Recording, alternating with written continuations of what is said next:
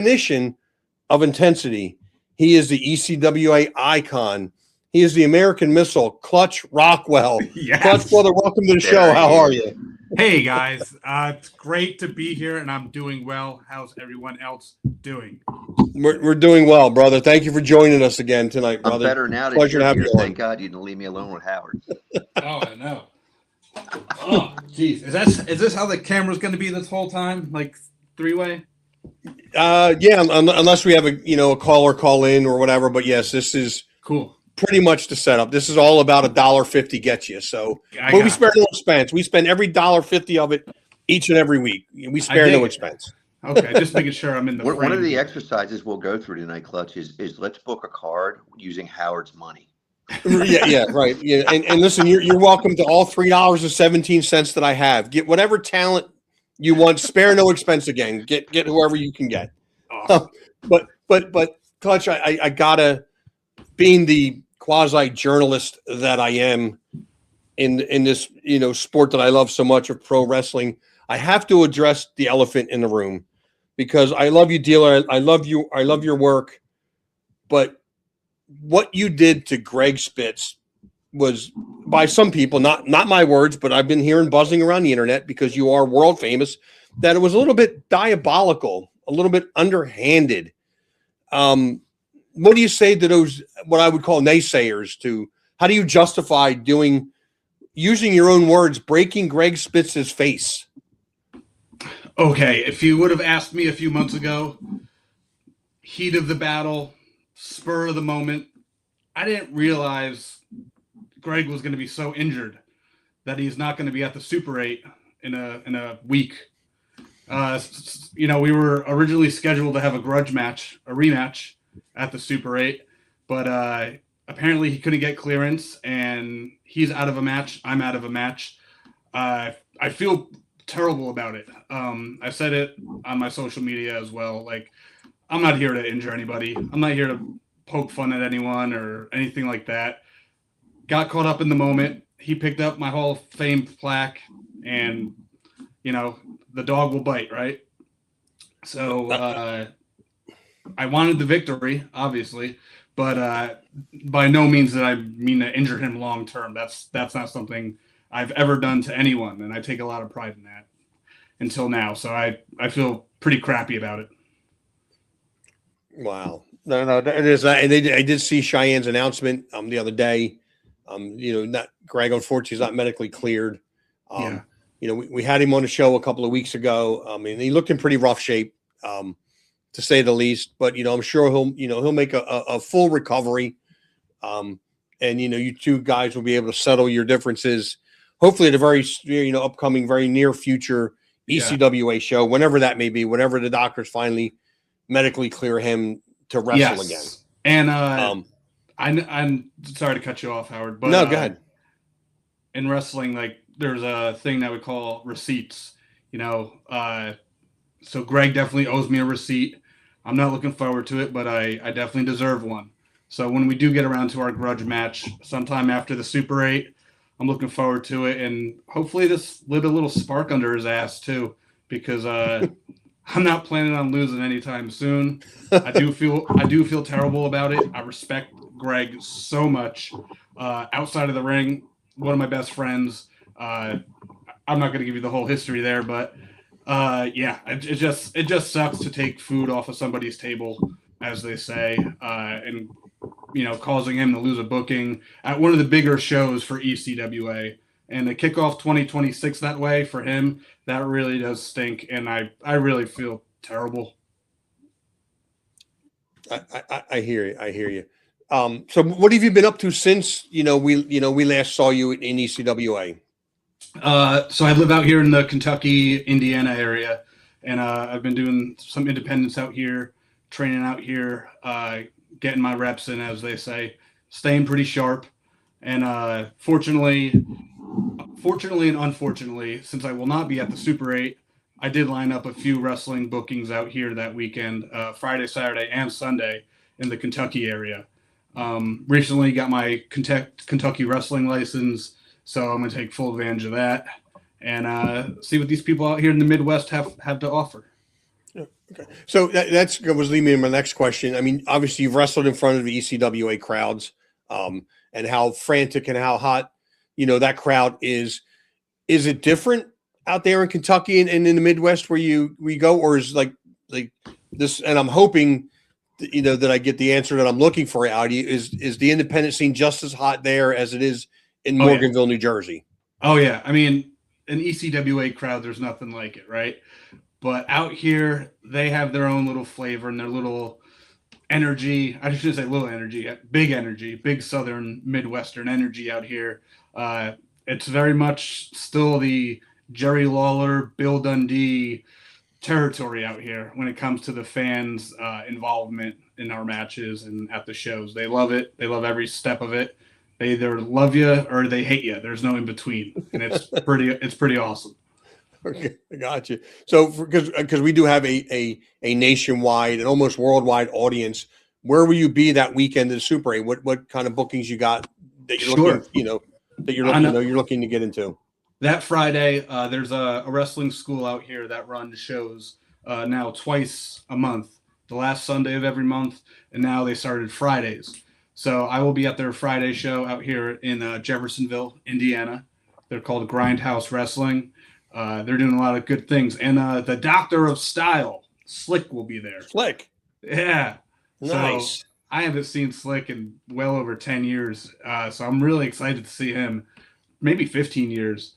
Then after that, I'm headed out to Central Kentucky for Classic Championship Wrestling out there. And then Sundays, what's known as a pickup event for the Pro Wrestling Association, where it's in front of a lot smaller crowd, like studio style wrestling. That's going to be aired on YouTube, apparently. Okay. Oh, nice. Yeah. Excuse me. I was choking on his chicken there. Well, actually, it was pepperoni stromboli tonight. If I'm going to choke on it. Whoa. He was. Yeah. Hey, Clutch. I would have agreed with you. A few months back about the remorse you have over Greg. But can we all just call a spade? And sometimes your face just runs into a trophy or a plaque or a fist. Could it be? Again, I mean, I know that now that you're aligned with King Reggie and Reggie's court, and it's kind of interesting that our attitudes are never exactly the same, huh, Mozart? It is, because we probably make a pretty good team. But I got a couple of your boys I got to contend with that night too. I got the Backyarders on one of the four-corner tag team match, four-way match, and they're one of the teams. So we get a deep history. I mean, I don't want to let the cat out of the bag here or anything like that or any speculation, but I get a lot of messages on Instagram from the ECWA fans, and they saw what happened at the last show, the Night of Unusual Matches. I needed their help when I was battling Sam, and they walked out on me, and I did the same thing to them during their tag team title match. And now we have new tag team champions. So to say the Backyarders and I are not on the same page, I would say we're not even on the same or in the same book, on the same chapter, at the same library at this point. I'm not saying that I'm a changed man by any means. Like, everybody has a dark side. I'm sure we could all agree with that. But for the last 3.5+ years, when the Backyarders brought me back to ECWA, I've done nothing but help them win. And it's backfired on me. I haven't gotten title matches. I've had the craziest losing streak in wrestling history. And then once I step back from them a little bit, now I'm 2-0 out of my last 2 matches for ECWA. So I don't want to jump to any conclusions. I like them outside of the ring, but I really don't care for their shit inside the ring. Sorry. No, that's fine. There's no filter here. Yeah, they certainly didn't help you very much when we faced each other. So I get your point. Yeah, that as well. So I really hope I wouldn't mind seeing you put a whooping on them come the Super 8. I might. I'm looking to bring home my first ECWA tag team championship with my old mentor, Mr. Ooh La La. So I think we got a good shot at this. As a matter of fact, I think we have a better than good shot. So I'm feeling good about it. I'm sorry you're not going to be there because regardless of whether we're seeing eye to eye in the ring, I always enjoy seeing you. Thank you.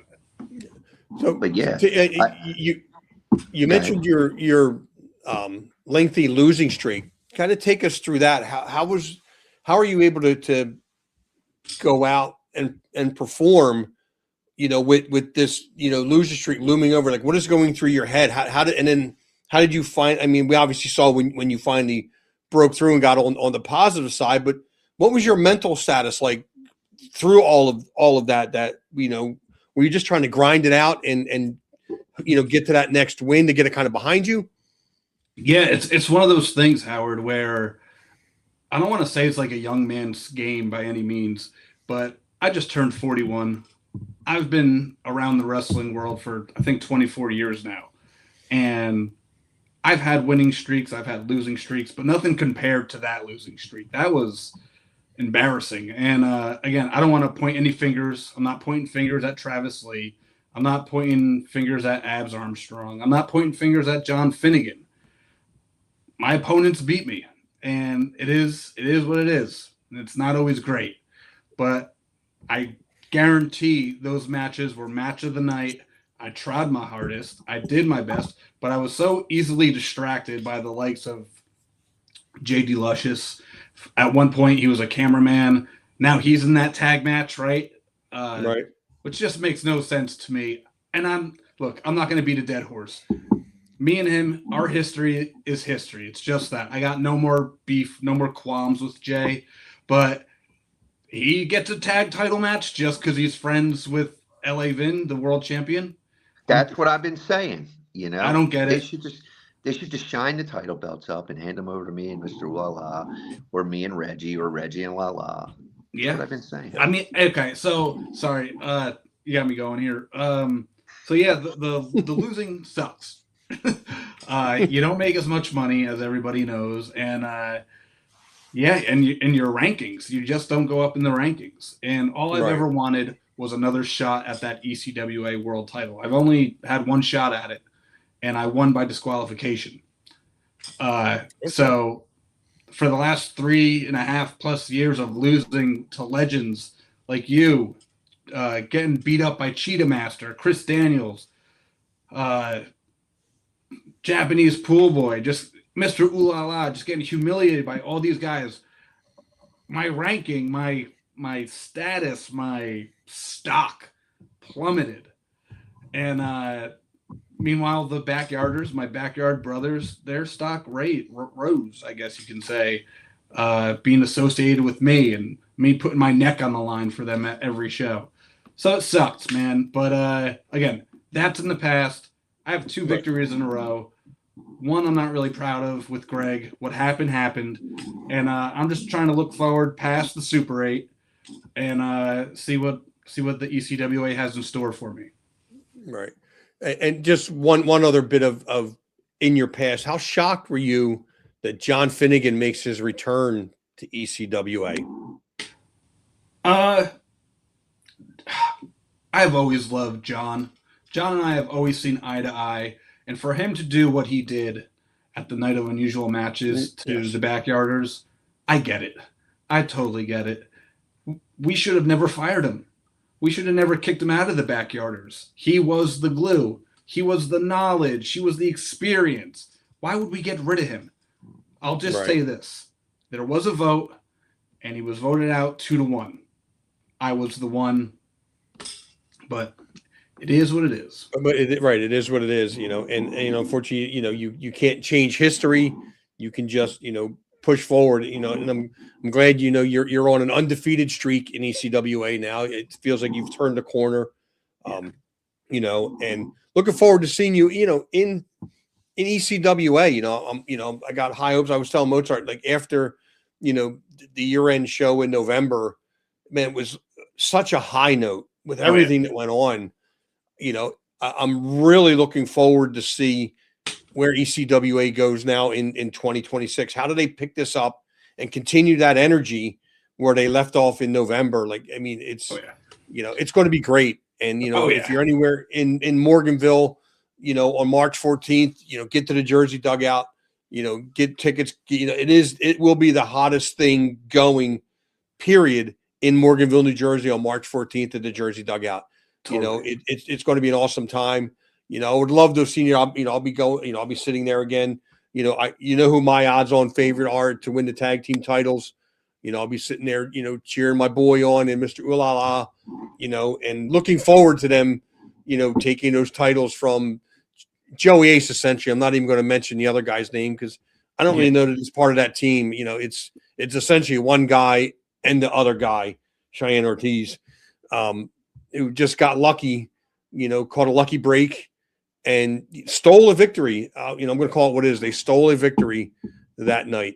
Mm-hmm.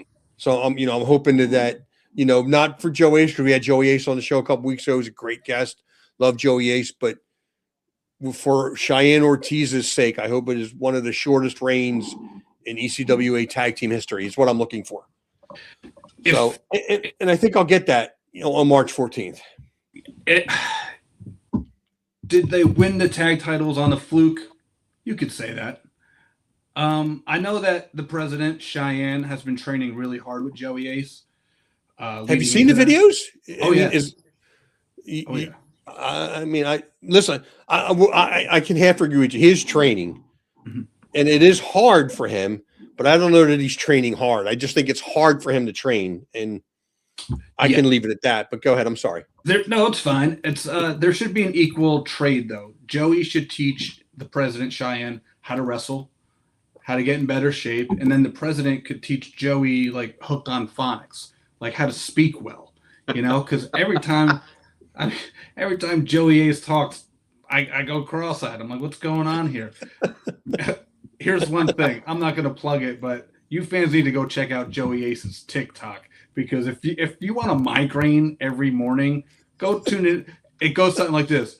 Yo, I was in the city today, and you ever get that feeling like, am I in New York City or am I in Europe? Like, it's just the worst material going. I can't stand it. And unfortunately, I do have a personal problem with Joey. He was the one that I challenged for when I did challenge for that ECWA title. And he took the coward's way out, and I won by disqualification. That's great. I can understand that. Yeah. I look at it like this, I think that, I have wristwatches that weigh more than Cheyenne does. And, I'm quite sure I can out wrestle Joey. So I think we're good. But I got my eyes on this tag match. You have the ECWA champion locked in Vin in that match. You do. What are you going to do? I'm way quicker than he is. And I'm pretty sure that I know more holds. You know me. I'm crafty. Yeah. I agree. He's a powerhouse. If he grabs me and gets a hold of me, listen, I'm not stupid. We've all been thrashed around here and there by a big guy. Yeah, he's not. I think it's real easy, Mozart. I think you just distract Ellie Vin with something shiny, and he runs off into the, out of the arena, or a protein shake. Just dangle a protein shake in front of him. And I've got all kinds of things up my sleeve. I'm talking to Reggie. I'm talking to Lala. We did put him through a table, so we. Hopefully took a little steam out of him. I mean, it's been a while, so I would expect that he's not hurting too bad. But psychologically, he's probably still hurting. So that's the point. Mm-hmm. Right. But yeah, to your question, Clutch, yeah, we've talked ring strategy before. We've talked how do we handle different opponents. With that said, what's your preferred opponent? Do you want somebody like Vin, who very, very powerful, and obviously can wrestle, but really that's not his forte. Your forte is very psychological, and you have you have mat knowledge. You can fly around. What type of opponent, if you're given the choice, would you want to face? I think someone like an LA Vin, a big powerhouse. There's a reason he's the ECWA champion. Absolutely. It's called politics, but Howard's hating, man. Howard's hating. It's all right. I get it. I'm a hater too. Don't get me wrong. But he defeated Darius Carter, and that's no easy feat. No, Darius has been a fantastic ECWA champion. Super 8 winner, I think twice now. Twice, two-time. That's a pretty sick resume, and Vin was the one who beat him. So that says a lot about Vin. I don't think Vin outsmarted Darius, but I think it might have been the physical over the mental in that match. Because Vin's a big dude, man. He's a modern day Bruno. Yeah, he really is. And he just got his hands on Darius at the right time, and maybe he did outsmart him. Who knows? But needless to say, Vin is now our champion, and I think he's doing a great job holding that torch. Well, one of the things that can happen with pro wrestling, and we've heard it since we've all been kids, is anybody can win on any given night, right? So you can slip up, you can have a bad night, you can be sick. So maybe all of the above. Maybe Darius came in with a 105-degree fever. He wasn't feeling it. Dented his car on the way in, stubbed his toe. Who knows? Right. And I've watched a lot of your matches, Clutch, over the years. And I want to get your opinion because I think I have two dream opponents that I wish I could have seen you wrestle while they were in their prime. Okay. And no most it's not going to be Bobby Eaton. I'll spare you that. I thought it was coming. I was about to hang up. It's not. But one, I believe in his prime, we're talking 80, 85, 86. That comes to mind is Macho Man Randy Savage. Sure.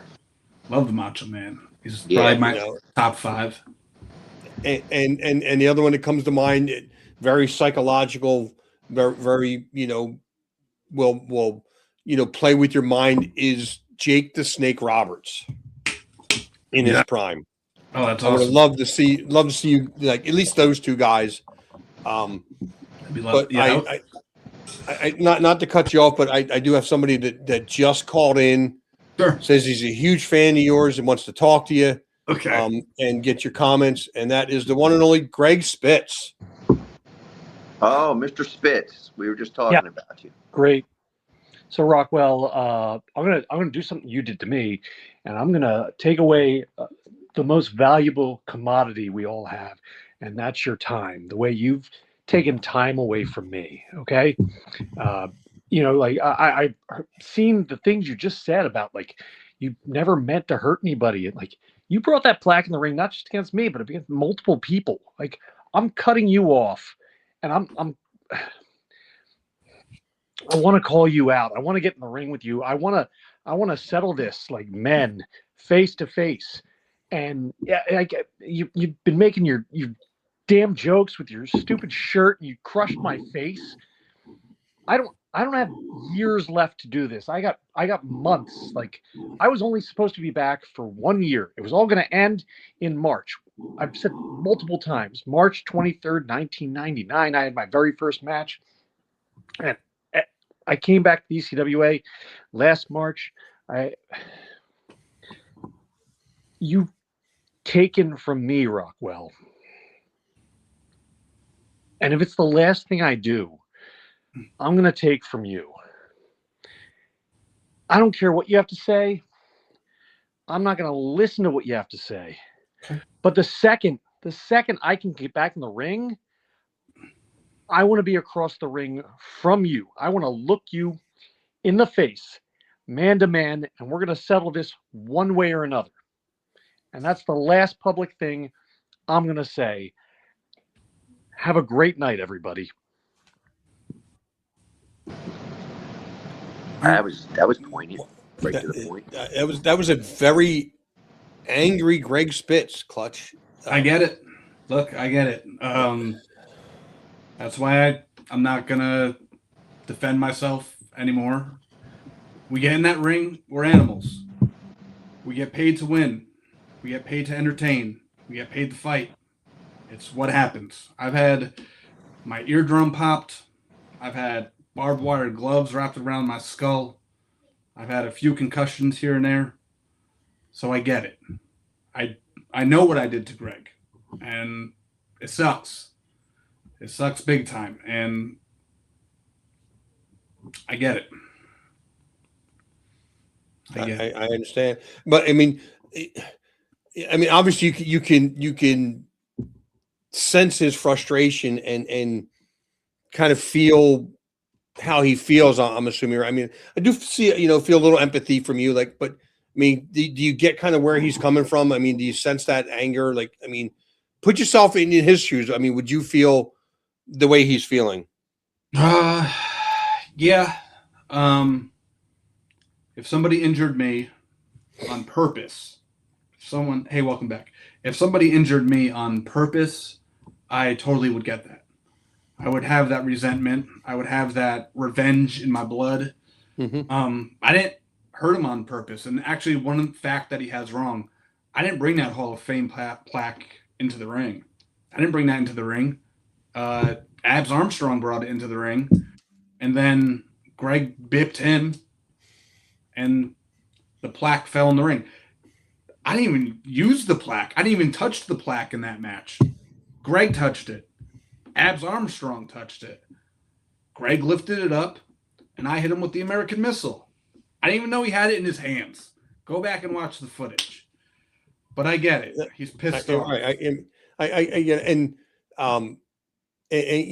I mean, we've seen your comments on, social media, post match, even before today. Do you think that maybe, lit another bit of fire and rage under Greg? Maybe he's thinking you did do it on purpose. I mean, is it fair for him to think that? The immediate you find, like a couple of weeks afterwards, is it fair for him to say, yeah, I think this guy did it on purpose, and now he's taking it personal? There's only so far a verbal apology can go. I can apologize online all day. Greg lives out in Pennsylvania. I live out here in Indiana. Like, I can't drive to his house and apologize face to face. The next time he's at ECWA and I'm at ECWA, I have no problem apologizing. I'll do it in front of the audience. I don't care. Again, my intention wasn't to hurt him. But again, this is professional wrestling, baby. You're going to get hurt. Accidents happen. I'm sorry I knocked the living hell out of him. I'm sorry that he's so resentful towards me. But again, Clutch Rockwell didn't mean to do that. But it is getting a little warm in here, though. No, get comfortable. We want you to be comfortable on your... Yeah, no problem. Howard does. Howard gets comfortable. I just don't understand why he thinks I would have done that on purpose, Wow. Yeah, I can't for the life of me understand why he would think you did it personally. No, wow. He was as fired up as I've ever seen him, and I'll tell you, he was almost as mad as Howard gets when you slide his chicken wings away from him at Wild Wings. I mean, there's nobody mad. There's nobody madder than me if you take my chicken wings away. Nobody. He was close. He was close. He was close. He was right there. Yeah, he probably, he was like that. I mean, he wasn't that close. He was Clutch, you should have seen Howard. He was trying to fight the waitress. He's like, I put my order in like 35 seconds ago. Where's my food at? You do not want to get into it with a Buffalo Wild Wing waitress. You're never going to win that. No. They're like mixed martial artists. They have nothing to lose. No, all I wanted was my wings and fries, Clutch, and I couldn't get in a place that sells wings and fries. I couldn't get wings and fries. I wanted to make it make sense to me. I wanted to talk to the president. I wanted to talk to our great the promoter Ryan Vanna. I wanted to get that done in the ring. I wanted to get Howard versus the Wild Wings waitress, no holds barred. That would be a wonderful sponsorship too. I mean, it would be fantastic. Howard, you got to realize though, she's gonna beat the hell out of you. You got to take it. That's okay. Listen, I'll take an ass kicking for some chicken wings. If I get some chicken wings at the end, I'll be all right. Who wouldn't, right? I mean, especially from Buffalo Wild Wings. Why wouldn't I fight for some Buffalo Wild Wing chickens? Yeah. Chicken wings. Like, hey, I get it. I'll tell you, though, you have a pretty deep history with the ECWA Super 8, too. You hold a bit of a record, do you not, with the Super 8? Can you talk to us about that? Sure. I can't spit off the years off the top of my head, but the two times that I was in the Super 8, I clocked in with the quickest defeats both times. First round against Matt Tremont, I made the mistake of jumping Tremont before the bell, and we brawled all around Morganville, and by the time I rolled him in the ring, I thought he was dead meat. Took my shirt off, charged him. The ref rang the bell right then and there. He scooped me, he slammed me, and pinned me. Oh, wow. And then kind of deja vu from, I think, last year's Super 8. I don't remember his name at all, but he is a good dancer. And he hit a top rope flippity doodah thing, and that was enough to keep me down as well. No excuses there. I can't. So if I get you right, the two quickest defeats, you were on the losing end of those defeats. Yes. Okay. Both times. Just want to make sure that I got that right. History maker. Any way but it's history making, yes. There's no way to slice it. You're in the history books 2 times, yes, with the quickest match in the history of the tournament, which is the 30th rendition of the tournament. If I ever did get another shot at that Super 8, I would try to do the opposite of what I used to do, which is lose. Okay. I would try to win. Talking about your strategy. I said, see, you got to break things down to Mozart. He needs to know the opposite of winning is losing, losing is winning. You got to sometimes break it down. It was too obvious to me. I thought he was talking about his in-ring strategy. Yeah. You thought he was getting philosophical, or I think a little, Howard. I'm like a philosopher, man. You know me. Like I'm on a different level. Like he thought you were going to some metaphysical, philosophical meaning, and about the pyramid. It wasn't that deep. It was a shallow end of the pool. Different dimensions, like you got to break it down. When sometimes the simplicity goes right over my head. Hey guys, when does Brady call in? Does Brady call in? No, Brady doesn't. Brady doesn't. No, Brady's on Tuesdays. He lets us just do our thing. He's sick of us. Yeah, he's. No, I'm just kidding. He's got some nerve. Yeah, right. I mean, to give me a platform to talk, I mean, he's got to be a little loopy in the head, right? Well, yeah, to give either one of us, the opportunity to spill our nonsense or do this thing that we do, I think Brady wants to kind of distance himself from that. He wants no association with it. I'm surprised there's not a disclaimer up that that these opinions are no way related to VOC Nation or Brady Hicks or any of that. Yeah, it's coming. Now that you mentioned it's probably coming. Yes, it's probably coming very, very soon. Because who were some of the guys when you were growing up? Who were some of the guys that you were really loving? Like who got your blood boiling or blood pumping, your heart pumping? That's what I'm looking for when you were a kid. Ultimate Warrior. Okay, I knew that. I wanted to give fans a little insight. That's obsessed. Really cool. To this day, pretty obsessed. Yeah. Was it the intensity, the look, everything? It was like a comic book character in real time. And my older middle brother was such a big Hulk Hogan fan. And my oldest brother, I have 2 older brothers. My oldest brother hated on Hogan. So I always wanted to do what my oldest brother did. So we watched Hogan versus Warrior. Mm-hmm. And we didn't have pay-per-view, but if you didn't move, you could watch it through the lines. Yep. And I remember, we all remember Warrior getting the big W. Yeah. And my middle brother started crying. Oh man, I bet. And wow. he's a Hulkamaniac to this day. And just like I'm a Warrior fan, so it's a good thing to bust each other's chops about that. That's awesome. Yeah. Did you take anything in terms of your in-ring style from him? Because if I watch you wrestle, I can't say, okay, this is the person that he patterned himself after. But what did you take from Warrior? Oof. I really appreciate how passionate he is about whatever he puts himself into. Whether it's his entrance or his gear or his interviews. I always thought that was like, I believed him. Doesn't matter what he talked about. I believed him. And then you look at him and you believe him. I loved his matches. I still love his matches. I think him and Macho Man from WrestleMania is just phenomenal. But I think I just really appreciate his intensity and how much he believes in something that he's saying, to a point where it's stubborn, but I don't know. I kind of respect that. Like he wasn't a pushover. Yeah. Sometimes his promos were out there and they were a little hard to follow. That was fun for me to kind of try to decipher what he was talking about sometimes. Yeah, to this But day. but I think that was part of Yeah. his persona. It was part of that aura, about him, and Yeah.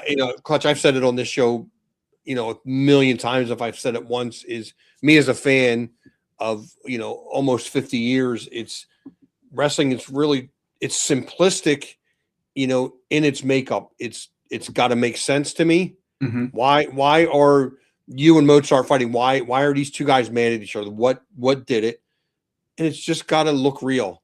Make it make sense. Look real, and I'll buy it. And you're right. Everything that the Warrior did. You believed, and I'm not trying to bash the modern product, although it's going to come off that way. I don't believe half the guys now. Probably more than half. Probably 3/4 of them. I just don't believe it.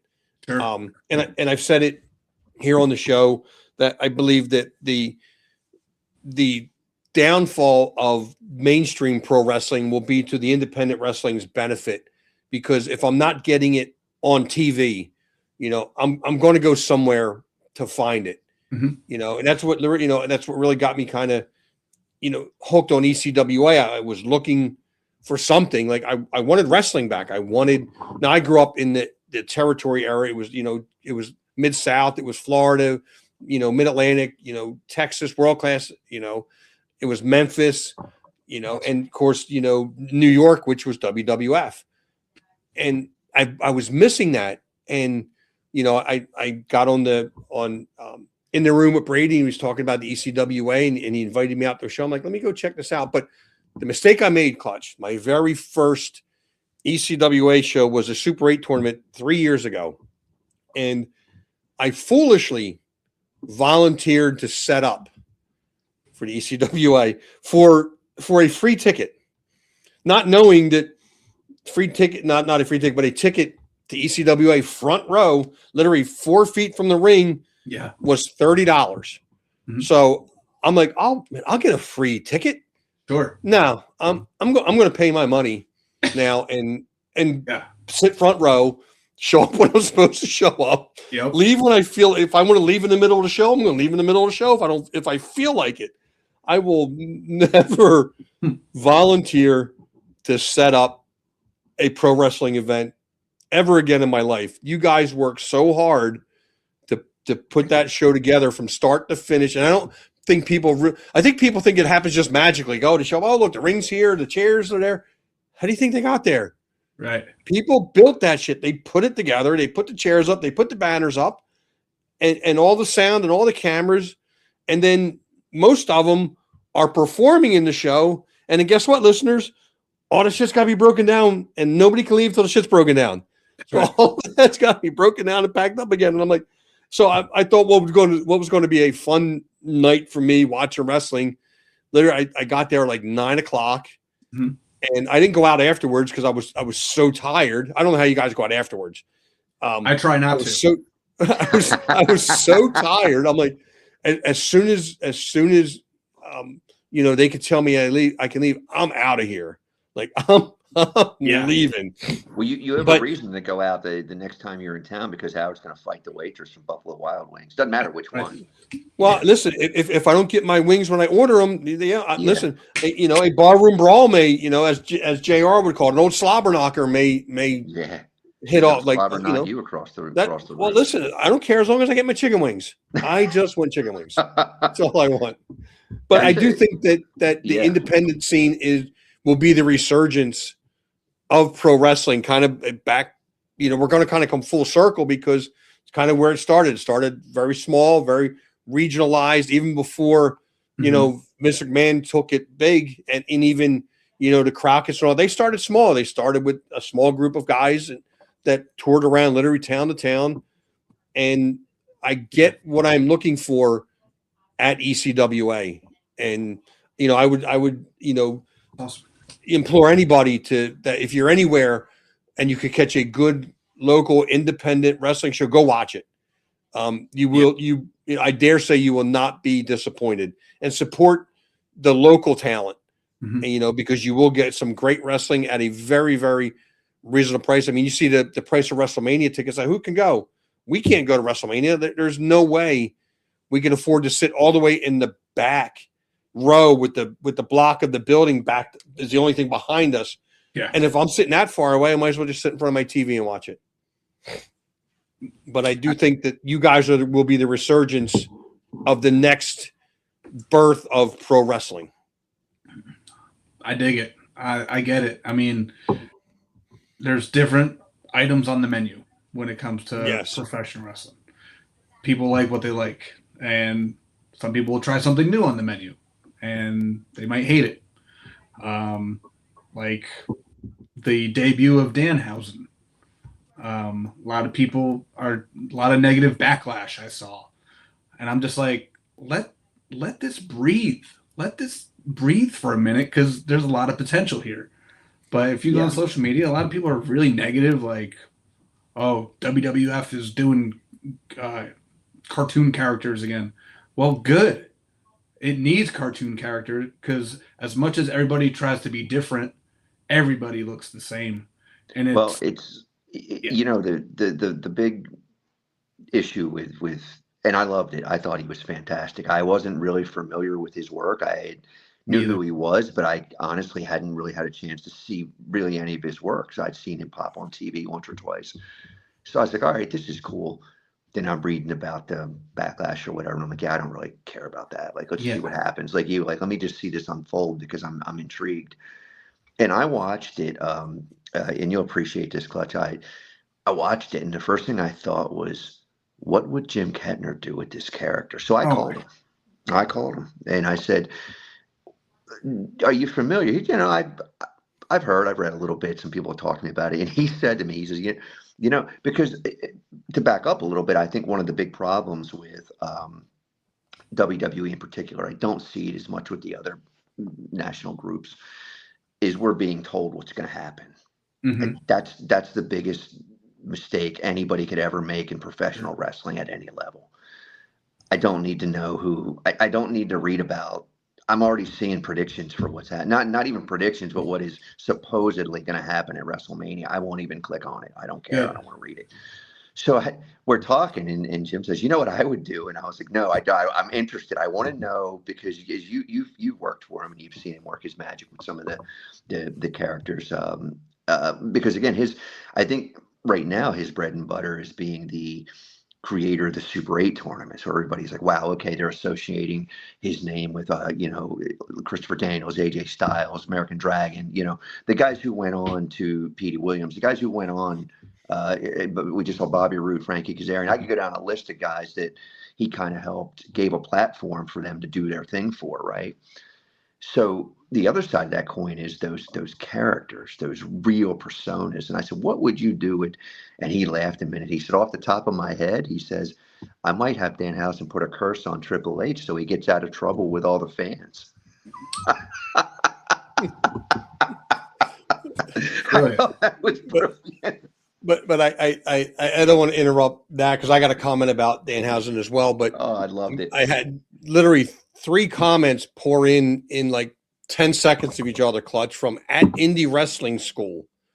The first one is Clutch Rockwell is ripping off Kid America in 2026. Oh, no way. And it goes on, and he's definitely pitching a tent right now. and then the final comment is, ask Clutch about his old New Jack gimmick. It wasn't my gimmick. It was my brother's gimmick. Right. So let's hear about it. Yeah, inquiring minds want to know now. Exactly. It's not that great. It's not that great of a story, but who cares? We don't care about quality here. Okay. We just roll with it. Howard lets me on, right? Right. Look at the 2 hosts. You think they care about quality around this place? Yeah. We set the bar for you. We set the bar low for you, man. Right. Well, it's used to backyard wrestle as a child, and my brother would come up with some really creative wrestling names, and he was a huge New Jack fan, and It's not that good of a story, but he just kind of switched the letters around and called himself Junak. That's it. That's the most politically incorrect thing I've ever Right? I mean, heard, and I love it. I mean, Oh my god! he wasn't doing a Jewish gimmick or anything. He just Right. swapped the letters. But you know, somebody's going to be offended, and I just think it's hilarious. Yeah, 1999, maybe not, but today. No, not 99. You were good. this just in again from Indie Wrestling School in all capital letters, Clutch. Cancel him right now. Please. What does that even mean? Like, you know, like cancel. I'll find another outlet. You know what I mean? Like, Clutch has Clutch has connections. He's not getting canceled. Yeah. Oh my gosh. See, we're so old school. However, Cancel my brother. Don't cancel me. Yeah, exactly. You can't cancel a Clutch, you know. I asked Howard one time, I was like, what does that even mean? Like, I don't even get that. Like that's how much of a dinosaur I am, you know. Yeah, me too. All right. Anyways. I'm asked to ask you about your biggest North Carolina payday. Oh, Steve Carino paid me I think it was $42. Mm-hmm. And he gave me a $2 bill. And because he knows I would love that, and I still have that $2 bill in my wallet. Wow, that is awesome. I should have kept them too. I think they're so cool, but I don't think I have any anymore. Yeah, I think he actually gave me two. I think we did two road trips, and he $2 billed me twice. Wow. And but those were really fun trips. Oh yeah, no doubt. I used to get growing up until I graduated. I say graduated. I went from 12 to 13. I became a teenager at that point. Mm-hmm. My mom used to religiously every year mail a birthday card to the house. That's when you would actually look forward to your birthday cards. Like people get a birthday card in the mail with a stamp on it, and there would always be a $2 bill in it. And I thought they were so cool. Yeah, but not cool enough not to spend them because I wanted to spend the $2 on something. Right. But I wish I would have kept them all. Like I wish I would have been able to keep them and not spend, because I think they're cool looking. I think they're neat. And they're not super rare, but they're rare enough. You're like, wow, I have a $2 bill. And another thing about Steve Carino, besides the fact that I've beat him all across Pennsylvania, New Jersey, and North Carolina. Yeah. Besides that, I've been hunting down his action figure from ECW for years. I'm talking living in Maine, living in Orlando, living in Miami, Pennsylvania, Jersey, and now Indiana. And a few weeks ago was my birthday, and my girlfriend took me out to Indianapolis and went to the biggest toy store you ever seen. And glass shelf, and has all the action figures, and there's like 3 ECW on the card action figures, and like there's one behind them all, and all I could see was a crutch as a prop. I go, I think that's Carino's. No way. And they opened it up, and sure enough, it was Carino's, and I finally freaking got it. Wow. That's very great. nice. Did you let him know? Did you send him a pic? I sent we sent them a video on February 13th, and he just responded 2 days ago. Nice. Well, he's busy. He's training kids, and he's out winning championships again. This is true. He looks great. It is true. He does. Man. Yeah. So, but I can still whoop that ass. I'll go to North Carolina right now for another $2 bill. Oh, I'd drive with you for half of that $2 bill. Smack him around, smack Colby around. I don't care. Apparently, Indie Wrestling School was infatuated with Clutch Rockwell because they said, Jesus Christ, I think it's supposed to say Christ, but Jesus Christ, Rockwell's turning into Zack Ryder with all these doll stories. and I'm going to ask the question, but I already know the answer. So I want to get your answer. Then I'll read you their answer. Yeah. How did he plan his match with Rhino? Oh boy. I don't know why it planned. Well, I was in one locker room. He was in the other. You going to bed, babe? Okay. I don't live with anybody. I just talking to myself. Yeah, exactly. Just Hey, I'm kidding. a chick magnet. I thought you were screaming at one of mine running around. I didn't know what you were saying. Yeah. Rhino was in one locker room. I was in the other, and I met him in the ring. What a stupid question! You just let anybody ask questions on this thing? They just come up and I would not be doing my job if I wasn't the voice of the people. Do you have a Indie plant out wrestling there? school. Did you Stupid. plant? Did you pay for the audience? Huh? Do what? Did I pay for the audience? Yeah. Did you plant? Do you have a plant in the crowd? Oh, well, yeah. Mm-hmm. We'll talk about that later. Yeah. Exactly. Do you guys want to see any other action? I got a few action figures on the wall. You want to see another one? I do. Yeah, let's check out the Clutch collection. I would stand up, but I'm not wearing pants. I've heard that's a running theme with you. In fact, I saw an ECWA video that had to be edited short because you were not wearing pants. Fantastic. I never know when the cameras are rolling. I was just confronting Cheyenne. Yeah. Everybody should. I'll show you guys next time I see you. Is it too high up? Are you going to show off some, It's not wrestling related, so. Oh. Got the What's playing in Punisher. the background? You have some wrestling on in the background, though, don't you? Oh yeah. That's fantastic. Yeah. Always studying or watching myself. Oh, I see. Yeah. See, I'm the exact opposite. I don't like to watch myself. I'm cringeworthy to me. Anyways, what else you guys got? I wanted to see your action figures, but we don't want to see that action figure though. We if you don't have any pants on, we'd rather just because then we really might get canceled, whatever that means. Right. I'm sure. Yeah, I think we are drawing a fine line with Brady on us getting canceled. We teeter every week. Do we though? I think he loves us.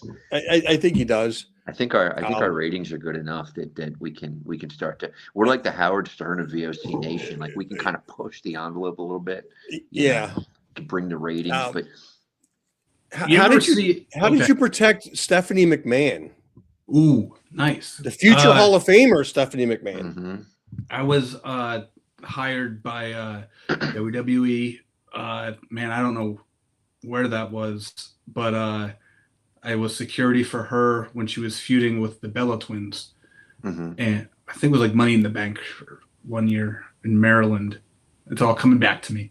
But yeah, there's a little backstage altercation with them, and security clutch over here made sure the Bellas didn't do anything catty. You didn't do anything catty. Stephanie, and Andre the Giant were really close friends. I don't know if you guys knew that. We were all like best friends growing up. So that's cool. I didn't know that. Yeah. Did you take any scratches from the Bella Twins trying to protect her? Did you come out? Oh no. No, they were fun. They were all talk. Okay. Yeah. Super cool. That's awesome. Right. Is that the one in Maryland? Is that when did she bleed? And because you're not supposed to bleed in Maryland like that. I don't think they actually wrestled. I think they just had an altercation backstage. Okay. And I think Seth Rollins won the Money in the Bank that year. Okay. I remember him walking by with a huge ice pack on his back. Oh wow. So again, another question. It's got to do with the Super 8 this year. Who do you think is going to win the Super 8 this year? And don't say yourself, you friggin' weasel. Well, I'm not going to be there. I'm not in it. Apparently, Greg Smith has a restraining order against me. No. I've only seen videos of two of the participants, the Celtic Tiger and the Perminator. Perminator. Fantastic name. Since nobody else wants to post an interview, I have no idea who they are.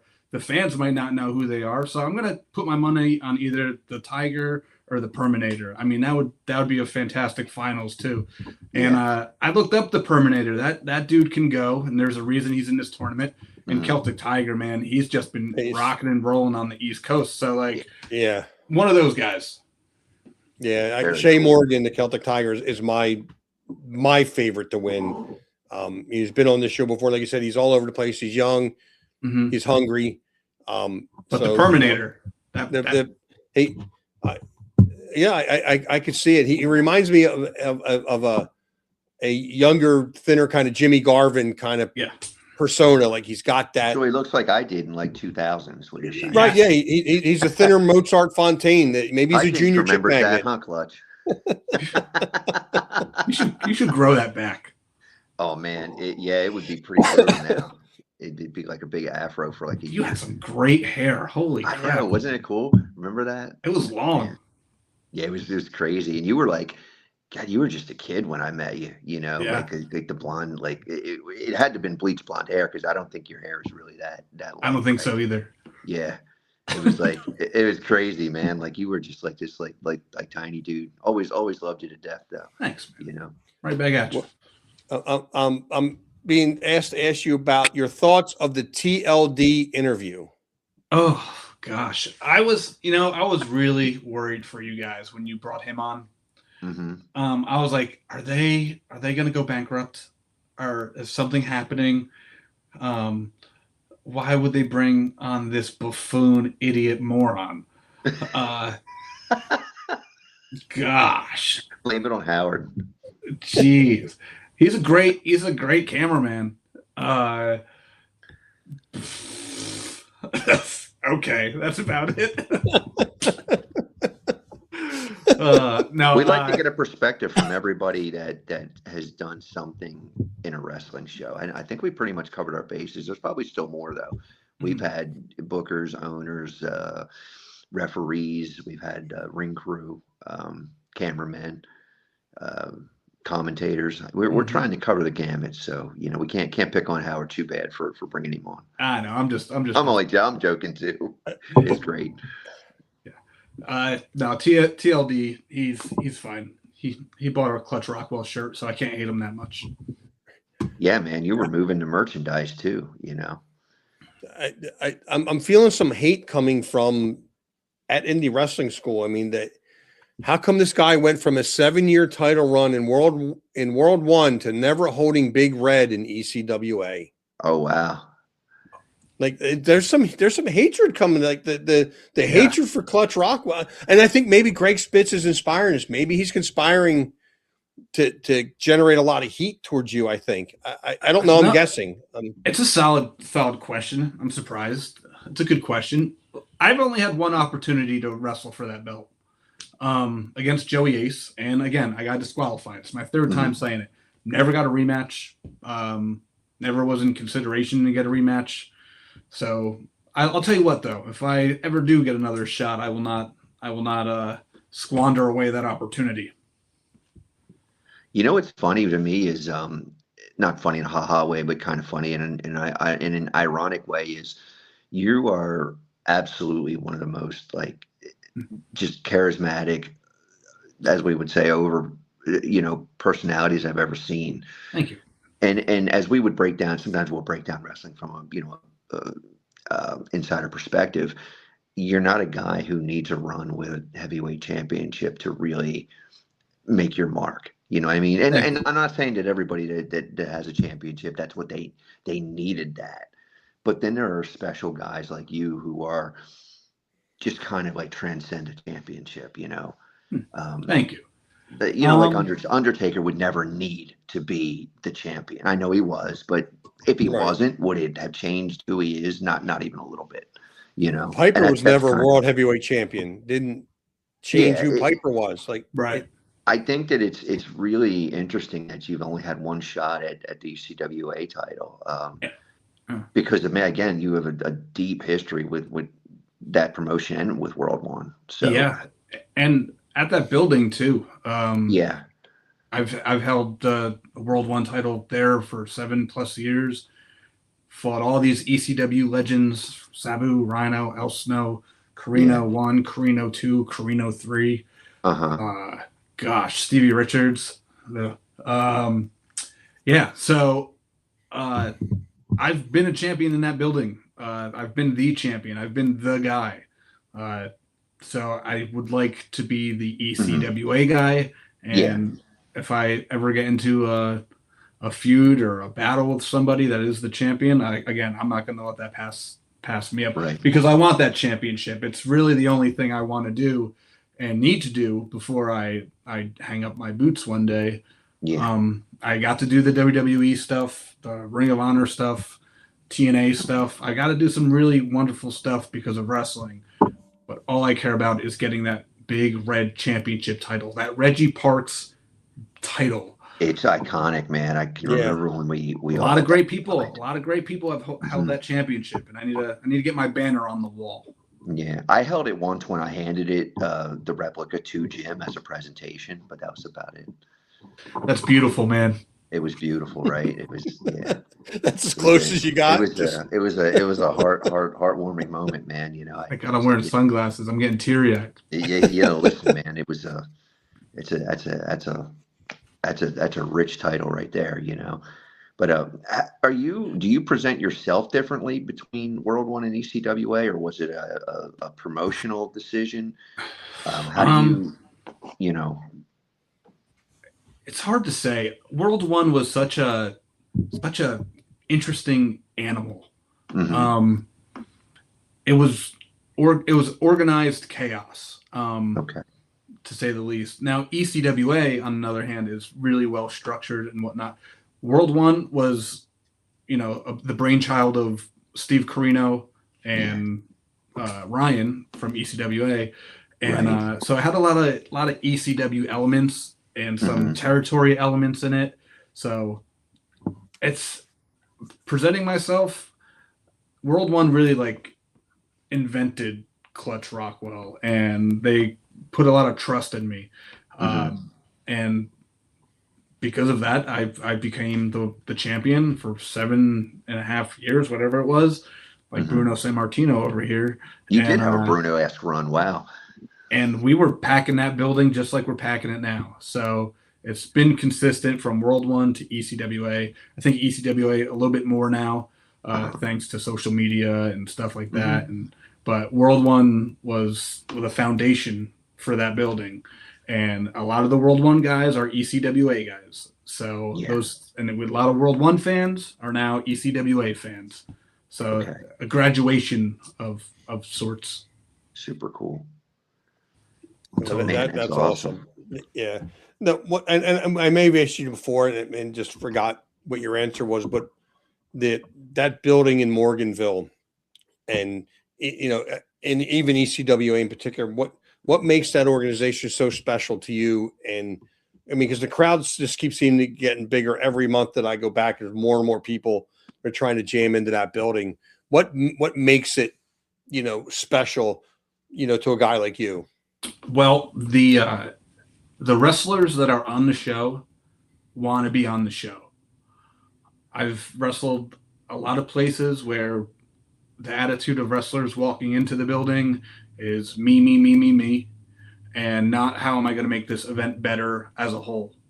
So ECWA, it's very brotherly. It's not cliquey, but I mean, the guys from day one are there now. I mean, from the new ECWA are, you know what I'm saying? Yes. So yeah, it's very brotherly. Again, like you mentioned, setting up the ring, breaking down the ring, setting up the chairs, breaking down the chairs. We're all doing it together, and that's honestly, for me, it's one of my favorite parts of the day, is just setting up the ring and getting everybody's vibe and seeing how everyone's feeling, everyone's attitude going into it. I really enjoy that stuff. It gets me excited for the event that's going to take place. So yeah, I've wrestled in places where people don't want to be on the show, or do want to be on the show, but don't care about the company at all. And ECWA is totally different, where everyone who's on the show wants to be on the show. And if you don't want to be on the show, then you won't be seen the next show. And it's no hard feelings. It's never personal. It's just, all right, you're focused on number one, which I get, because this is independent wrestling, independent being the key word.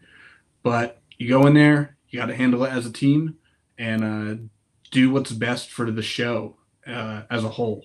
So I think that's where ECWA excels a lot of independent wrestling companies.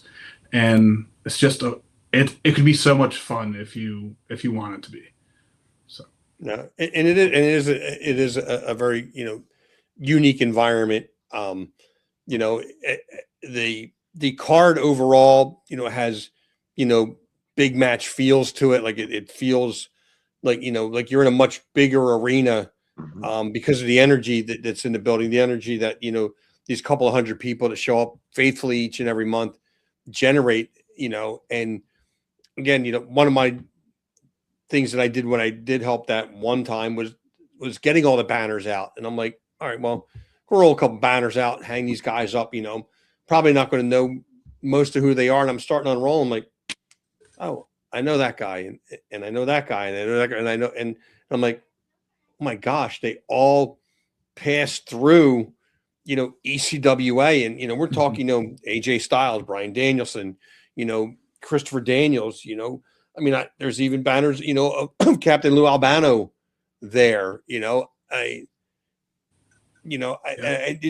almost in really like living history at that point with you knowing everybody that's come through there. And, this business has been running strong since 1967. And it's still going strong. And like I said, it's the old school wrestling show, that I wanted. And you mentioned studio shows earlier. I've always wanted to go, to a studio show. And that's kind of how these ECWA shows feel. Like it's it's very intimate. It's very close. Literally there's action happening. I mean, you got to pay attention when you're at an ECWA show. You can't turn your back for a minute because you might wind up with Mozart Fontaine in your lap, if you're not paying attention. Pay for that. But but I love the vibe there. I love the energy of of the crowd. Totally. I love the participation, the interaction with the talent. You don't get that if you go to a WWE show. You might slap hands with CM Punk or Roman Reigns or whatever, but they're not going to talk to you. They're not going to stop. They're really not going to interact with you too much. Yeah. But not at ECWA, man. They're interacting from the people sitting in the first row all the way, back to the last row, and everybody's standing around ringside. That's something definitely we picked up from the Jim Kettner era of ECWA. He made sure that everyone was out before the show at an autograph table, meet and greet with the fans, as well as during intermission and a little bit after the show, as long as you're not banged up. So that's just something we applied as well. It's so important for the fans to know who we are because we don't have a huge television platform by any means. So you get the one-on-one, you get the face-to-face, you get the photos with us and stuff like that. And it becomes pretty intimate and personal with the fans, which is like so cool. So cool. Right. That was one of the things I always loved too, was it was just part of the program, it was just as he's talking, and we'll have you guys go out beforehand and, go out sometimes intermission, sometimes not, but always after the show, always after the card was done. And you think about that, Clutch, how much FaceTime did we get between the ring entrance, the actual bell-to-bell time, your exit time, which is 1 or 2 minutes probably, and then that extra FaceTime where you're out there with the fans. And, no matter what role you're playing on the show, you're a hero, you're a villain, you could always interact with the fans, and they would always just kind of play the part with you perfectly, give you a little bit of a hard time. If you were a villain, they'd come up, running up to you, and, if you were a hero, it was, I love that about the current day ECWA too, which I've told you before on this program and in person and over the phone and via Facebook, like whenever we've talked, it was Ryan that invited me back into the fold to do the documentary piece and to talk about the legacy and the heritage. But it was you that was instrumental in getting me back in the ring. And I can't thank you enough. I got in some of the best shape I've ever been in. I try to maintain that shape because when I show up, Sam Shields is in the locker room, and you can't not want to look great because the guy looks like $1 million. Yeah. So I'm always like, Sam, what are you eating? What are you working? He's probably like sticking me, asking him like, workout questions. But you got everybody looks great, like yourself included. Like everybody's in great shape. We've got big dudes that are athletic. We talked about Vin earlier. it's inspirational to me to be, a couple of years older, if not, a decade older than most of these guys, and be able to kind of still feel Rock like and I'm roll. in shape to be in, in a locker room with you guys, Hell yeah, that's awesome. Yeah, and we're really lucky to have you there because I appreciate it. not to kiss butt or anything like that. Sorry for cursing. It's Brady great to loves it. Keep it up. Yeah. There's no filter here. So No, there's not, for real. yeah, Even it's a awesome double. to have you there because I mean the smart wrestlers will pick your brain because you know what an ECWA fan is like, and you've been wrestling for 60 years, so Yeah, you 61. a smart wrestler will come up to you and pick your brain because you're full of knowledge. It blows my mind because I still pick your brain, the younger guy's brain. I've, asked you, even tonight, about different styles, who influenced you, like what do you do? I feel like you're versatile, and that's what we have is we have versatility with a lot of guys, but you in particular, because you can do a very, quite frankly, Danhausen-esque character where it's, I hate the word character because it takes away from the athleticism of what we do, but you're very personality oriented, where you can go out there and from bell to bell, you can just be that guy that can just chain wrestle, mat wrestle, grapple, come from the top, springboards. I love wrestling guys like you because it's very easy for me to put myself in the right position, and I get to be part of a match that's probably above my skill level a lot of times because athletically, like I don't do a lot of that stuff, but I'm involved in matchups where that's going on, like you were around in those days when I had an opportunity to wrestle guys like the SAT and Brian Excel and Christopher Quiet Storm. And Storm, he's in Japan now, like doing his thing, So some of these guys that you and I have been in the ring with have gone on to do some really cool stuff. Oh yeah. You've gone on to do some really cool stuff.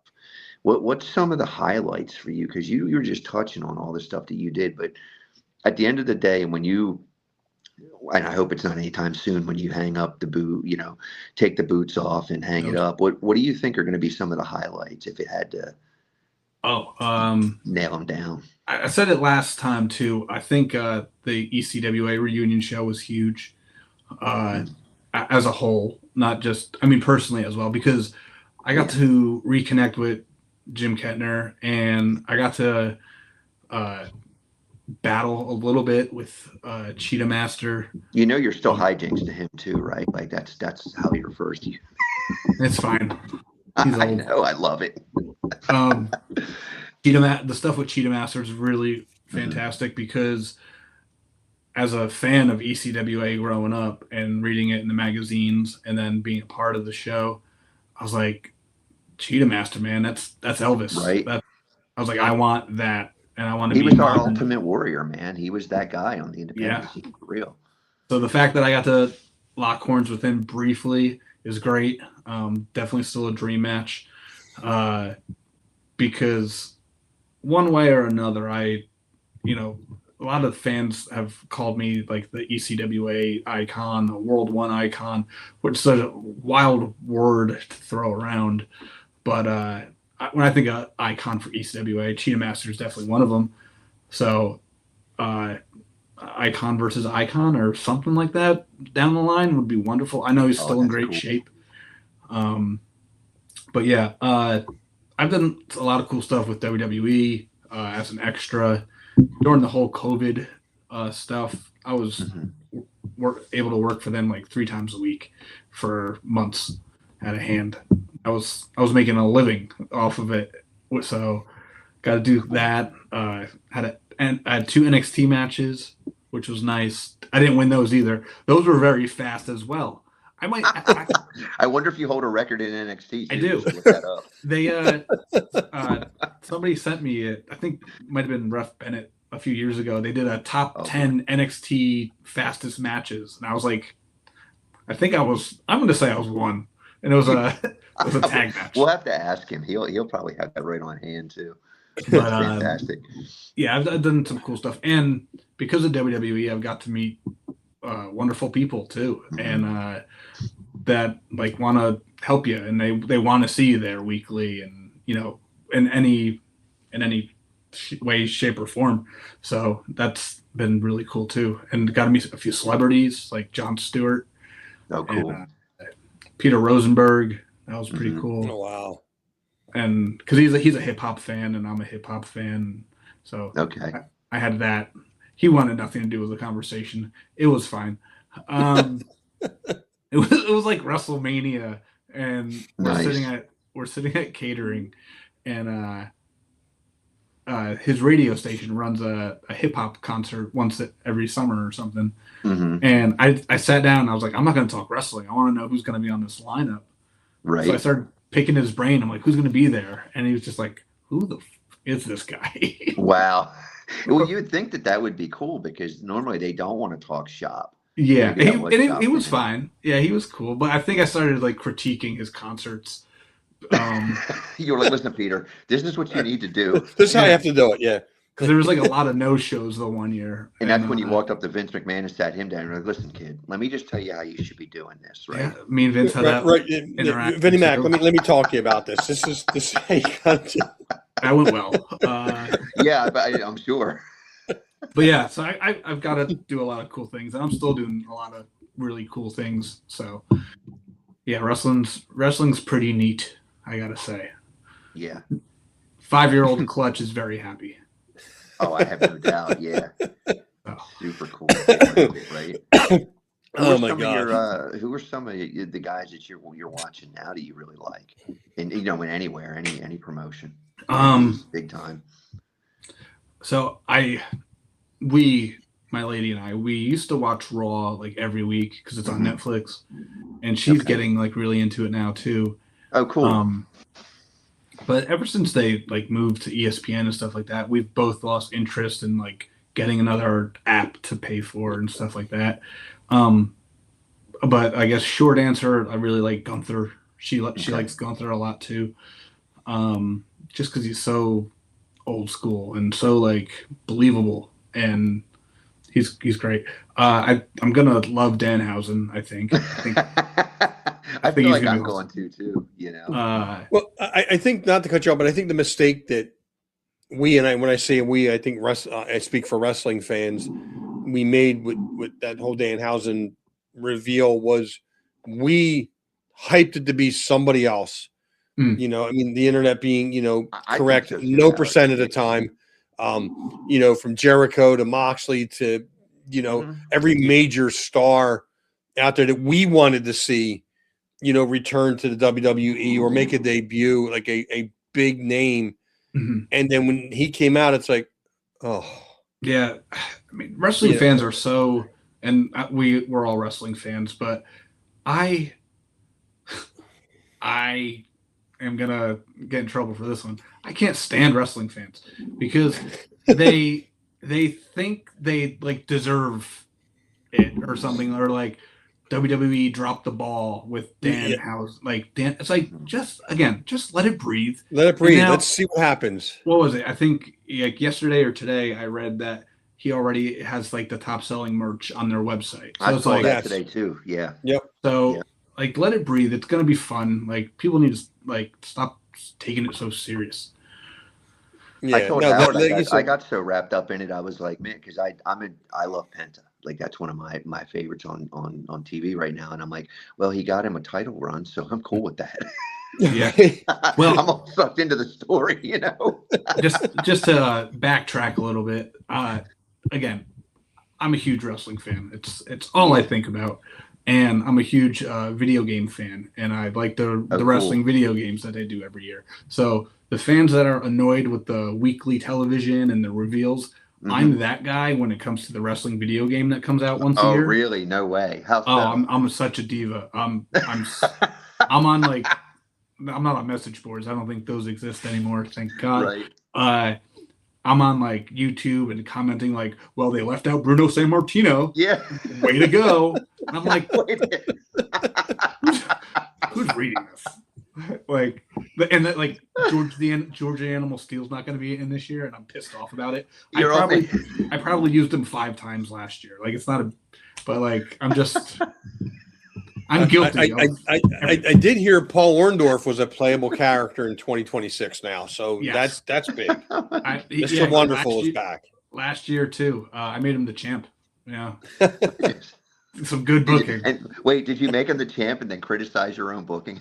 Right? Yeah. How did this guy do it? And I had him defeat Vader just because of their personal story. Right, yeah. The whole locker room and the flip flops and all of that. Oh my God. You were so mad about the real life incident you booked him in. Yep. Right. You booked him to win. Mr. Wonderful, baby. But Oh my God. I'm as guilty as any wrestling I fan. love it. That is the funniest thing. See, this is the stuff that we like to dig out of the people we bring on the chat with. Is I need to know. Listen, I can be a diva about a lot of stuff too, but not video games. I just, And this year, they added a lot more referees. And Sean Bennett, ECWA alum. Is he in there? Oh, yeah. Oh, First year. wow. So, good for him. Wow. That's my boy. Yeah, I'm going to whoop his ass in that game. I don't think there's any referee that's counted 3 for me more than Sean Bennett. And when I say for me, I mean my shoulders flat on the mat. Right. Yeah. No doubt, right? They were down. There was no space. Yeah. I was like, and I, if you've ever seen pictures, one of the things I'm proudest of, Clutch, is that boy, nobody's shoulders are as flat to the mat as mine. That's my hallmark. So Sean never had any doubt whether or not my shoulders were down.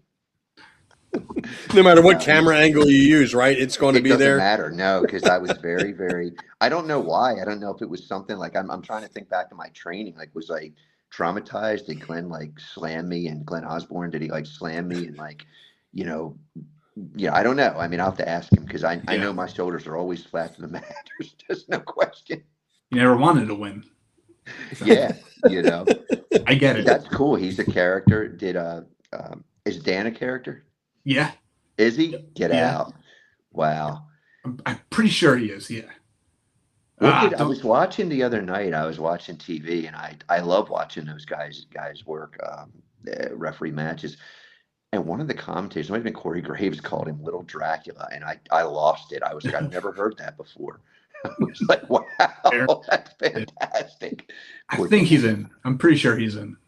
That is awesome. Yeah, pretty cool. One of the funniest memes that I saw when Danhausen made his debut was he's coming out of the crate, and R-Truth is there looking at him. He's like, Sting, you shrunk a little. Oh yeah, I've seen that one too. Yeah. Oh, that's great. That was great. I would love to see those two guys together. That would be great. It'd be tremendous. Yeah. Oh, I didn't even think about that because I've seen some of the memes. I wonder if it's one of those things where I feel like that's a really natural fit where sometimes you just kind of have to follow. Because like you said, wrestling fans can be harsh and they can be fickle, but sometimes you really just have to follow what they want. Yeah. Give them a little bit of it. Give them a little bit of what they want. Sure. Well, let me back that up with a caveat. Is Clutch will, and I'll get your thoughts on it, Clutch. When we're performing a match, and the only reason I use the word perform is obviously because our intent is not really to send our opponent to the hospital on the reel, So if you're performing a match, I think you're along for the ride at that point. And yeah, you got to be flexible and listen to the crowd. That's a must. Yes. But I think when you have an angle that's so hot and something organically happens, and Jim was really, really, really great about that.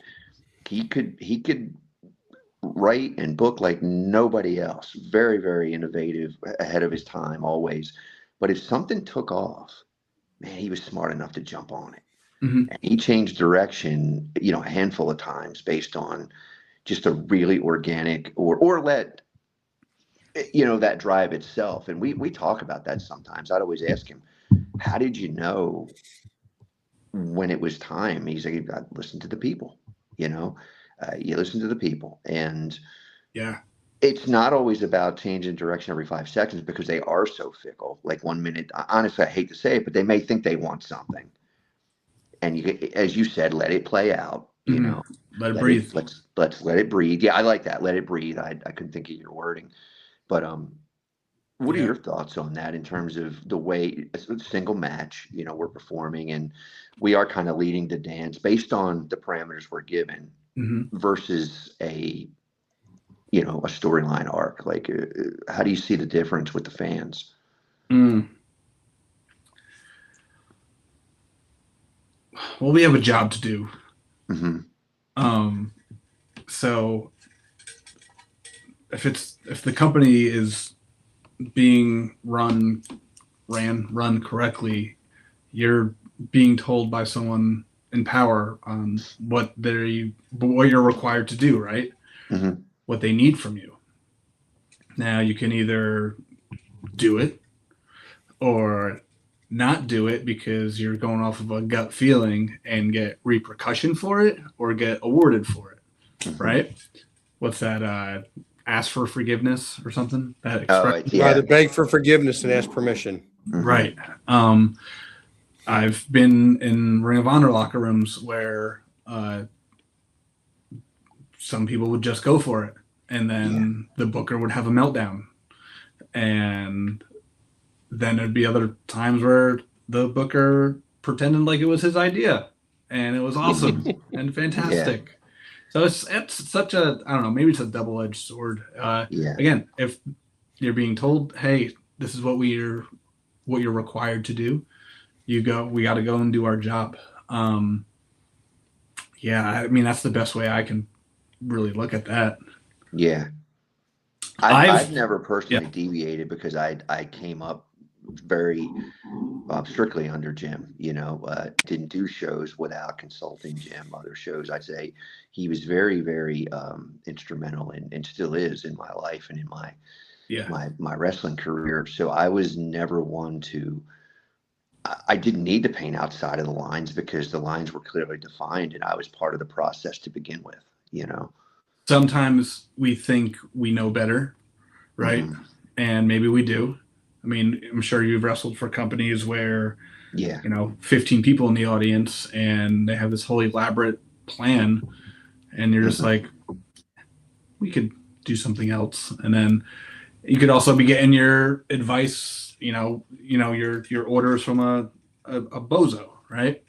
Yeah, that's true. Like, so it's I don't know. It's hard. Like I always want to. I love improv. I love, especially in wrestling. I love figuring it out while I'm out there and doing what you're saying, going off of the audience. There's many times that the ECWA fans in particular, they wanted me to stop associating with the backyarders. In my entrance, they're telling me, get away from these guys. These guys suck. You're good. Whatever. You can't trust these guys. Yeah. And they kind of get in your ear, and that's something that I bring home with me. And I'm like, well, I'm loyal to this group. I'm loyal to this stable. I'm loyal to the idea that we're going to take over ECWA.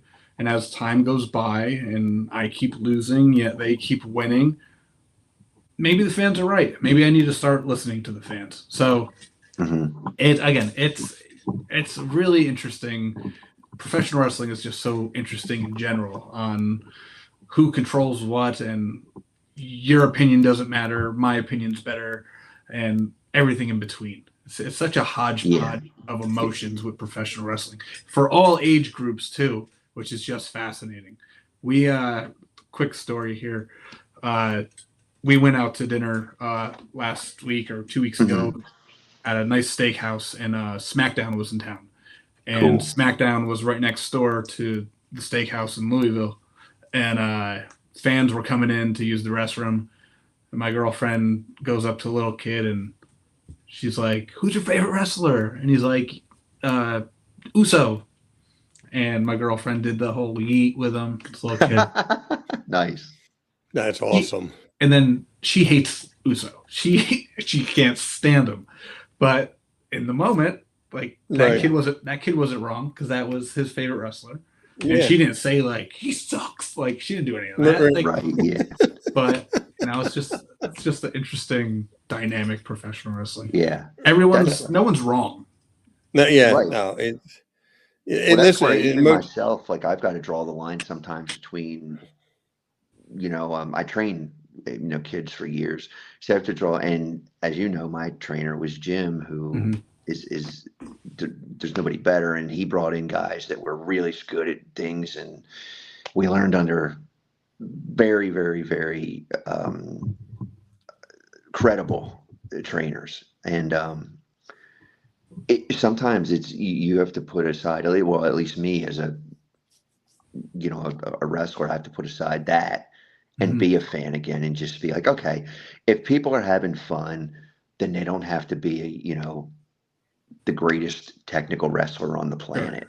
And it's only been really recently in the last few weeks, I'm kind of, I got to kind of let that go, because I don't want to sway fans as to what they like and don't like, and with that said, there's a question on the end of this. Have you ever had to defend, and I'll probably particularly ask about World One, because I think I know the answer for ECWA,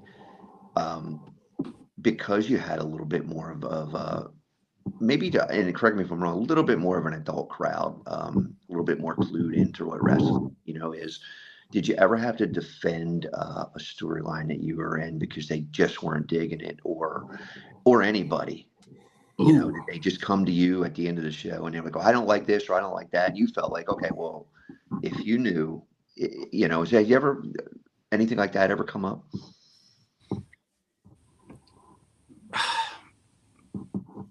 For the most part, I would say like fans would be upset if like I lost, and they would come up to me and I can't believe you lost, or you should have won the title, or something like that. And I'm like, hey, I tried my hardest, but I just got to train better next time. Yeah. And stuff like that. Especially with the Midnight Sensations, when we were tag champions in ECWA before this era. Yeah. I hate that word. Yeah. We were feuding with a tag team, Fusion DS. I was there for a minute when you guys were there. Yeah. Mm-hmm. Okay. Damien Dragon, Matt Saigon, and Sam and I, the Midnight Sensations, we were pretty well established on the independents. We were hot, white hot. And Fusion DS was kind of just fused together. So when we came in the ECWA, we won the championships, lost them. We passed them back and forth with them a lot. And the fans were like, they did not want to hate us. And ECWA management wanted Fusion DS to be the Rock and Roll Express, like they wanted to be the top baby faces. But we just took that, in my opinion, and ran with it and became voted one of the best tag teams of the year in the PWI. So, but we feuded with them most of the time too. So like, it's a big thank you to them, but those fans loved us a lot more than ECWA management wanted them to, or something like that.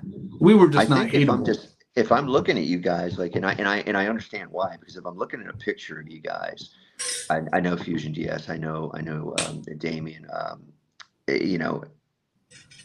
so I've met Saigon, but where I don't know him, but Damien and I are friends. Mm-hmm. I'm looking at both teams. You guys are clearly the baby faces. And why? Because, again, you're great looking guys. I mean, you have a great physique. Sam, even at that time, had a tremendous physique. That's what kids are going to look at. And those are the guys that they're going to want to be like, oh, my God. Like, for example, how long could you really keep the Road Warriors heel? I mean, the guys that look like that, the people are just like going to gravitate to them. You know what I mean? Yeah, totally. And I think that with you guys, different look, but the same way, I would look at you guys as the faces. So I understand why the fans might have that question. Yeah. Yeah. So that's the most I can really elaborate on that. Did they do a switch? Did the management do the switch and get you guys into the face spot? Yeah, I don't remember. I may have been going by that point, but that might have been that's probably a good example of like we had no choice but to do it, and it's not what management wanted or was thinking would happen. Gotcha. But like we were selling so many shirts, so many sunglasses. Mm-hmm. I mean, we're freaking aliens, for God's sake. Who's not going to cheer us? Yeah, right. Gosh, but that's super cool. That was a different time. Yeah, man. I'm telling you, man, it's always such a thrill for me to chat with you because I pick your brain on things. I'll ask you something a little bit, and if it's a little too insider, like we can, you can skirt away from it. I'm okay with that. I started thinking about this a lot because I was talking to a couple of friends when I was working at Right Coast Pro, and we were just kind of talking about like some go-tos. What's your go-to if you get lost or something doesn't go your way, or do you have a bunch of them in your back pocket? I start crying. Yeah, exactly. Me too. I start panicking. No, this is not a cocky answer by any means. I've never put myself in a situation to get lost. Excellent. I love it. And even obviously, like when we first start out, we're not there yet mentally, but I don't get lost anymore. Cause again, improv, right? This is exactly. I'm going to do what I got to do to win here. I'm going to try my best. If this didn't work, I got to go for that. But I'm going to, I really don't think I get lost. Now watch the next time I do ECWA. Yeah. I'm going to trip on my shoelace, break my nose. We'll butt heads and be like, oh my God, where are we at? What's going on? What happened? Well, somebody had asked me that years ago, and I kind of was like the same way. I was like, wait a minute, you have a go-to? Like, depends on where I'm at in the ring. What if I'm not in the ring when when said plan goes awry, as they often do, Yeah. I don't know. I'm just gonna wrestle. That's what we get paid to do. Yeah, it really, yeah. Guys, I don't mean to be rude, but she's gonna kill me. I was just saying we need to wrap it up anyway. Clutch. Put her on the phone with me. I'll fix it. I'll make it all right. I won't make the next show if I do that. Exactly. Yeah. No, you guys are awesome, though. I appreciate you coming on. Just real quick, Clutch. If the fans want to follow you, what are your tags, your handles, whatever they call that stuff now on social media? Specifically, Instagram is just at Clutch Rockwell. My YouTube as well, and it's pretty much the same content. But shoot me a message, send me a like, talk trash, whatever. But check it out, and I hope you guys have a good time at the Super 8. No, I can't wait. And I'll catch you guys at the show after that, though. Yeah, thank you. Appreciate your time, Clutch. Thank you for coming on. And good luck to the next ECWA tag champ. Oh, thank you, my brother. That should put some mojo on it right there. There we go. All right, guys. Thank you, buddy. Love you, brother. That's awesome. That was good. But yeah, I mean, we